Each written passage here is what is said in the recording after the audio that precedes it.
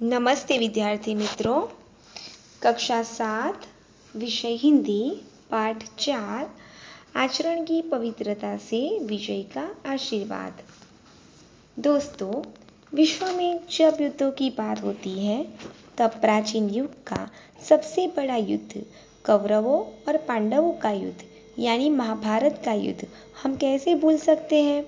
भारतीय संस्कृति के दो महाकाव्य है, रामायण और दूसरा महर्षि वेद व्यास कृत महाभारत। भला कौन भूल पाएगा। महाभारत का युद्ध सिर्फ 5 पांडवा और 100 कौरवों के बीच नहीं हुआ, लेकिन यह युद्ध धर्म और अधर्म के बीच था, जिसमें पांडवों ने धर्म की ओर से भगवान श्री कृष्ण की छत्र छाया में रहते हुए और उससे विपरीत कौरवों ने अधर्म का साथ देकर युद्ध किया था। कोई ना कोई बंधन और वचनों के वश धर्म का ज्ञान रखने वाले पितामह भीष्म, गुरु द्रोणाचार्य, कृपाचार्य, महारथी दानवीर कर्ण, पांडवों के मामा श्री शल्य राजा ने अधर्म का साथ दिया था। वे हमारे लिए पूजनीय एवं वंदनीय है। ऐसा सोचकर युधिष्ठिर युद्ध के पूर्व जब उनका आशीर्वाद प्राप्त करने के लिए जाते हैं, इस प्रसंग को इस पाठ में दिया गया है। युधिष्ठिर पांडवों में सबसे बड़े भाई थे। वे एक धर्मनिष्ठ और प्रामाणिक थे। वे उनकी आचरण की पवित्रता से विजय का आशीर्वाद पाते हैं। इस प्रसंग को आज हम देखेंगे। दोस्तों, कुरुक्षेत्र के मैदान में जब युद्ध का शंखनाद हुआ, अर्जुन का भ्रम मिट गया, महारथियों ने सिंहनाद किया, दोनों सेनाएं खड़ी थी। उसी समय युधिष्ठिर रथ से नीचे उतरकर कवच और शस्त्रों को छोड़कर कौरवों की सेना की तरफ हाथ जोड़कर पैदल चल पड़े। यह दृश्य देखकर दोनों सेनाओं में भ्रम फैलने लगा। उनको ऐसा लगता है कि युधिष्ठिर भयभीत हो गए हैं, उनकी हिम्मत टूट गई है और वे क्षमा याचना करने जा रहे हैं। पांडवा सोच रहे हैं कि शस्त्र और कवच छोड़कर शत्रु सेना में जाना घातक है। उनको प्रश्न पूछने पर भी वे मौन रहकर आगे बढ़ते गए। उसी समय श्री कृष्ण जी ने कहा, मैं धर्मराज की यात्रा का आशय समझ गया हूँ। पितामह भीष्म, आचार्य द्रोण, कृपाचार्य व शल्य उनके लिए पूजनीय एवं वंदनीय है। अतः युद्ध करने से पूर्व उनको सम्मान देकर आज्ञा मांगना व आशीर्वाद प्राप्त करना आवश्यक है। पूज्य जनों को सम्मान देना मानव का धर्म है। उसके अभाव में उन्हें शाप मिल सकता है। इसलिए यह सुनकर भाव विभोर पांडवगण भी तेजी से युधिष्ठिर के पीछे चल पड़े। शत्रु सेना के बीच में चलकर युधिष्ठिर पितामह भीष्म के पास जा पहुँचे तथा दोनों हाथों को जोड़कर उनके चरण को स्पर्श व वंदन करते हुए कहा, पितामह, आप मेरे एक अजय, पूजनीय तथा वंदनीय अपने वंश के अति वरिष्ठ व्यक्ति हैं। दुर्भाग्य से मुझे आपसे युद्ध करना पड़ेगा, अतः आपसे विनम्र निवेदन यानी विनंती है कि मुझे आज्ञा प्रदान करें तथा अपना स्नेह आशीष प्रदान करें। भीष्म जी ने कहा, युधिष्ठिर, तुम्हारे आचरण ने सिद्ध कर दिया है कि तुम नर रत्न हो। नर रत्न यानी मानवों में श्रेष्ठ। यदि तुम न आते तो मैं तुम्हें शाप देता। तुम युद्ध करो, मेरा आशीर्वाद तुम्हें प्राप्त होगा, तुम्हारी विजय अवश्य होगी। युधिष्ठिर हाथ जोड़ते हुए पूछते हैं, पितामह, आपके रहते संसार में किसी व्यक्ति की जीत नहीं हो सकती। अगर आप मेरा हित चाहते हैं तो कृपया यानी मेहरबानी करके मुझे बतलाइए कि आपको युद्ध में कैसे जीत सकेंगे। पितामह स्नेहवश यानी प्यार के अधीन होकर कहते हैं, यह सच है कि मेरे रहते विजय संभव नहीं है। मेरी मृत्यु भी किसी व्यक्ति के द्वारा संभव नहीं है। फिर भी मेरा आशीर्वाद तुम्हारे साथ रहेगा। समय आने पर फिर कभी मिल लेना। महाराज युधिष्ठिर उनका चरण वंदन करके अपने गुरुदेव द्रोणाचार्य जी के पास जा पहुँचे। उनका चरण वंदन करके, उनकी परिक्रमा करके अनुरोध करते हैं कि युद्ध करने से पूर्व आपका चरण वंदन, अनुमति व मार्गदर्शन पाना आवश्यक है। आप बतलाने की कृपा करें कि आपसे युद्ध करने के पाप से मुक्ति कैसे मिल सकती है। मेरा मार्गदर्शन करें कि विजय कैसे प्राप्त हो सकती है। गुरु द्रोणाचार्य को अनुभव होने लगा कि युधिष्ठिर उनका सर्वश्रेष्ठ शिष्य है। यह महान योद्धा होने के साथ साथ योगी व तपस्वी भी है।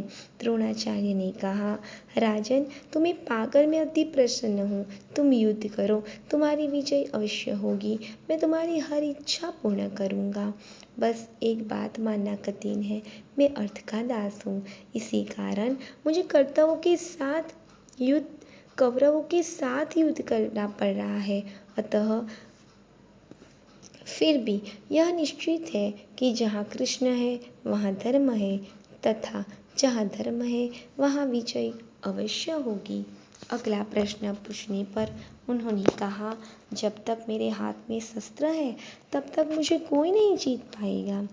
लेकिन अगर किसी विश्वासपूर्ण व्यक्ति से कोई मेरी अप्रिय बात सुनने को मिलेगी तो मैं शस्त्र का त्याग कर दूंगा। उसी समय कोई योद्धा मुझे मार सकता है। उनका आशीर्वाद प्राप्त करके वे कृपाचार्य के पास गए। उन्हें भी वे प्रणाम करते हैं और निवेदन करते हैं, गुरुदेव, मुझे आपसे युद्ध करना पड़ेगा, लेकिन मैं आपका शिष्य हूँ। उसके नाते मेरा कर्तव्य है कि युद्ध के पूर्व आपकी आज्ञा एवं आशीर्वाद मांगो। यही आपसे नम्र अनुरोध है। कृपाचार्य ने कहा, राजन, तुम मेरे शिष्य हो, तुम नाते तो मैं तुम्हें शाप देता। तुमने अपने आचरण से सिद्ध कर दिया कि तुम धर्मराज हो, यानी धर्म के देवता हो। पुरुष अर्थ का दास होता है। अतः मुझे विवश होकर यानी लाचार होकर कौरव की ओर से युद्ध करना होगा। फिर भी मैं तुम्हें युद्ध की अनुमति तथा विजय का आशीर्वाद देता हूँ। विश्वास रखो, प्रतिदिन मैं भगवान से तुम्हारी विजय की कामना करूँगा। कृपाचार्य गुरुदेव का आशीर्वाचन प्राप्त करके महाराज युधिष्ठिर अपने मामा शल्य के पास पहुंच गए, उनके प्रति श्रद्धा प्रकट की और युद्ध करने की आज्ञा व आशीर्वाद मांगा। महाराज शल्य ने कहा, राजन, तुमने मेरे प्रति आत्मीयता के साथ साथ मुझे सम्मान दिया है। बहुत ही प्रसन्नता की बात है। पुरुष अर्थ का दास होता है, परंतु अर्थ किसी का दास नहीं होता है। इसीलिए विवश होकर मुझे कौरव की ओर से युद्ध करना पड़ रहा है। फिर भी मैं तुम्हें युद्ध करने की अनुमति तथा विजय का आशीर्वाद देता हूँ। और कोई तुम्हारी इच्छा हो तो बताओ, मैं उसे अवश्य स्वीकार करूँगा। युधिष्ठिर ने निवेदन करते हुए कहा, मामा जी, मैंने सैन्य संग्रह करते हुए आपसे अनुरोध किया था कि हम लोगों के साथ कर्ण का युद्ध होते समय उसके तेज व आत्मविश्वास का नाश करने की कृपा अवश्य करें। यही आज भी आग्रह कर रहा हूँ। महाराज शल्य युधिष्ठिर की बात मान लेते हैं और युद्ध प्रारंभ करने की अनुमति लेते हैं। महाराज युधिष्ठिर सभी श्रेष्ठ स्वजनों का आशीर्वाद प्राप्त करते हैं और बाद में कवच एवं शस्त्र धारण करके रथ पर खड़े होकर ऊंचे स्वर में कहते हैं कि जो वीर इस युद्ध में हमारी सहायता करने के लिए इच्छुक है, मैं उनका स्वागत करने को तैयार हूँ। नरश्रेष्ठ युधिष्ठिर के वाक्य सुनकर दुर्योधन का भाई युयुत्सु भाव विभोर हो जाता है और वो कहता है, महाराज क्या आप मेरी सेवा स्वीकार करेंगे? युधिष्ठिर ने सहर्ष यानी बहुत ही आसानी से स्वीकृति प्रदान की। युयुत्सु कौरवों की सेना छोड़कर पांडवों के पक्ष में आ गया। युद्ध के प्रारंभ होने से पूर्व इस अद्भुत घटना के सभी शूरवीरों के मन में महाराज युधिष्ठिर के प्रति जीवन की पवित्रता, आचरण की श्रेष्ठता तथा भावनाओं की शुद्धता, विनम्रता व आत्मीयता को देखकर उनके प्रति श्रद्धा एवं भक्ति का भाव जागृत हो गया। सभी को अनुभव होने लगा कि अपने पूजनीय स्वजनों, गुरुओं एवं वरिष्ठ व्यक्तियों के साथ आत्मीयता पूर्वक व्यवहार करना चाहिए। पग पग पर उनका मार्गदर्शन मांगना चाहिए। अगर प्रत्येक प्रकार के अप्रिय कार्य के लिए पूर्व स्वीकृति मांगना व आशीर्वाद प्राप्त करना मानव का धर्म है, जिसके जीवन में यह होता है उसकी विजय, उसके प्रति आदर और भाव का जागरण अवश्य हो जाता है। जीवन की इस पवित्रता व साधना के कारण ही वे धर्मराज कहलाते हैं। हमने जिस प्रसंग को अभी समझा, उस प्रसंग पाठ के द्वारा हम पठन करेंगे। कुरुक्षेत्र में अर्जुन का भ्रम मिट गया। उनके गांडीव, धनुष्य व बाण धारण करते ही महारथियों ने सिनाद किया। सभी का उत्साह बढ़ गया। दोनों सेनाएं युद्ध के लिए तैयार खड़ी थी। उसी समय धर्मराज युधिष्ठिर अपने रथ से उतर गए। कवच व शस्त्रों को छोड़कर कौरव सेना की ओर हाथ जोड़कर पैदल चल पड़े। यह देखकर अर्जुन व उनके भाई भी उनके साथ साथ व श्री कृष्ण तथा अन्य राजागण भी पीछे चल पड़े। इस दृश्य को देखकर दोनों सेनाओं में विलक्षण भ्रम फैलने लगा। कौरवों में यह पनप उठा कि युधिष्ठिर भयभीत हो गए हैं। अब उनकी हिम्मत टूट गई है। वे क्षमा याचना करने जा रहे हैं। अतः वे प्रसन्न होकर अपनी ध्वजाएं फहराने लगे। पांडवगण भी चकित हो गए। शस्त्र व कवच छोड़कर शत्रु सेना में जाना घातक है। फिर महाराज युधिष्ठिर ऐसा क्यों कर रहे हैं? प्रश्न पूछे जाने पर भी युधिष्ठिर चुप रहे व आगे बढ़ते गए। उसी समय श्री कृष्ण जी ने कहा, मैं धर्मराज की यात्रा का आशय समझ गया हूँ। पितामह भीष्म, आचार्य द्रोण, कृपाचार्य व शल्य उनके लिए पूजनीय एवं वंदनीय है। अतः युद्ध प्रारंभ करने से पूर्व उनको सम्मान देकर आज्ञा मांगना व आशीर्वाद प्राप्त करना नितांत आवश्यक है। पूज्यजनों को सम्मान देना मानव का धर्म है। उसके अभाव में उन्हें शाप मिल सकता है। भाव विभोर पांडवगण भी तेजी से उधर चल पड़े। शत्रु सेना के बीच में चलकर युधिष्ठिर पितामह भीष्म के पास जा पहुँचे तथा दोनों हाथों से उनका चरण वंदन करते हुए कहा, पितामह, आप मेरे एक अजय, पूजनीय तथा वंदनीय अपने वंश के अति वरिष्ठ व्यक्ति है। दुर्भाग्य से मुझे आपसे युद्ध करना पड़ेगा।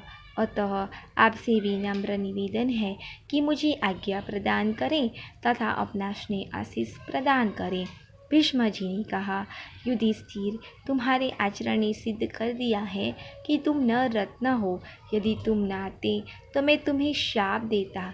तुम युद्ध करो, मेरा आशीर्वाद तुम्हें प्राप्त होगा, तुम्हारी विजय अवश्य होगी। युधिष्ठिर ने हाथ जोड़ते हुए पूछा, पितामह, आपके रहते संसार में किसी व्यक्ति की जीत नहीं हो सकती है। यदि आप मेरा हित चाहते हैं तो कृपया बतलाइए कि हम आपको युद्ध में कैसे जीत सकेंगे। पितामह ने स्नेहवश कहा, यह सच है कि मेरे रहते विजय संभव नहीं है। मेरी मृत्यु भी किसी व्यक्ति के द्वारा संभव नहीं है। फिर भी मेरा आशीर्वाद तुम्हारे साथ रहेगा। समय आने पर फिर कभी मिल लेना। महाराज युधिष्ठिर उनका चरण वंदन करके अपने गुरुदेव द्रोणाचार्य के पास पहुँचे। उनका चरण वंदन करके उनकी परिक्रमा की तथा अनुरोध किया, युद्ध करने से पूर्व आपका चरण वंदन, अनुमति व मार्गदर्शन पाना नितांत आवश्यक है। बतलाने की कृपा करें कि आपसे युद्ध करने के पाप से मुक्ति कैसे मिल सकती है। मेरा मार्गदर्शन करें कि विजय कैसे प्राप्त हो सकती है। गुरु द्रोणाचार्य को अनुभव होने लगा कि युधिष्ठिर उनका सर्वश्रेष्ठ शिष्य है, तो महान योद्धा होने के साथ साथ योगी व तपस्वी भी है। द्रोणाचार्य ने कहा, राजन, तुम्हें पाकर मैं अति प्रसन्न हूँ। तुम युद्ध करो, तुम्हारी विजय अवश्य होगी। मैं तुम्हारी हर इच्छा पूर्ण करूँगा। बस एक बात मानना कठिन है, मैं अर्थ का दास हूँ। इसी कारण कौरवों ने मुझे बांध लिया है, अतः मुझे उनकी ओर से युद्ध करना पड़ेगा। फिर भी यह निश्चित है कि जहाँ कृष्ण है वहाँ धर्म है, जहाँ धर्म है वहाँ विजय अवश्य। अगला प्रश्न पूछने पर उन्होंने कहा, जब तक मेरे हाथ में शस्त्र है तब तक मुझे कोई न जीत सकेगा। जब किसी विश्वासपूर्ण व्यक्ति से कोई अप्रिय बात सुनने को मिलेगी तो मैं शस्त्र त्याग कर दूंगा। उसी समय कोई योद्धा मुझे मार सकता है। उनका आशीर्वाद प्राप्त करके वे कृपाचार्य के पास गए। उनको भी अपना प्रणाम अर्पित करके उनकी परिक्रमा की तथा निवेदन किया, गुरुदेव, मुझे आपसे युद्ध करना पड़ेगा, अतः शिष्य के नाते मेरा कर्तव्य है कि युद्ध के पूर्व आपकी आज्ञा व आशीर्वाद मांगो। यही आपसे विनम्र अनुरोध है। कृपाचार्य ने कहा, राजन, तुम मेरे शिष्य हो, तुम न आते तो मैं तुम्हें शाप देता। तुमने अपने आचरण से सिद्ध कर दिया कि तुम धर्मराज हो। पुरुष अर्थ का दास होता है, अतः मुझे विवश होकर कौरवों की ओर से युद्ध करना होगा। फिर भी मैं तुम्हें युद्ध की अनुमति तथा विजय का आशीर्वाद देता हूँ। विश्वास रखो, प्रतिदिन मैं भगवान से तुम्हारे विजय की कामना।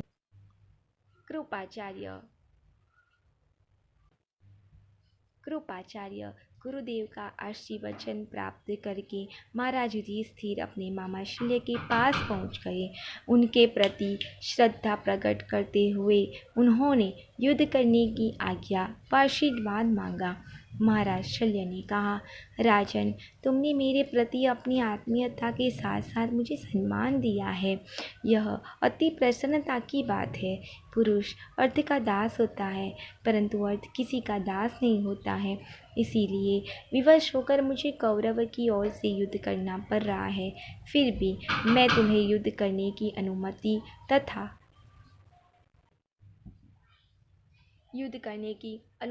तथा विजय का आशीर्वाद देता हूँ, और कोई तुम्हारी इच्छा हो तो बतलाओ कि मैं उसे अवश्य स्वीकार करूँगा। युधिष्ठिर ने निवेदन करते हुए कहा, मामा जी, मैंने सेना संग्रह करते हुए आपसे अनुरोध किया था कि हम लोगों के साथ कर्ण का युद्ध होते समय उसके तेज व आत्मविश्वास का नाश करने की कृपा अवश्य करे। वही आज भी आग्रह कर रहा हूँ। महाराज शल्य ने युधिष्ठिर की बात मान ली व युद्ध प्रारंभ करने की अनुमति।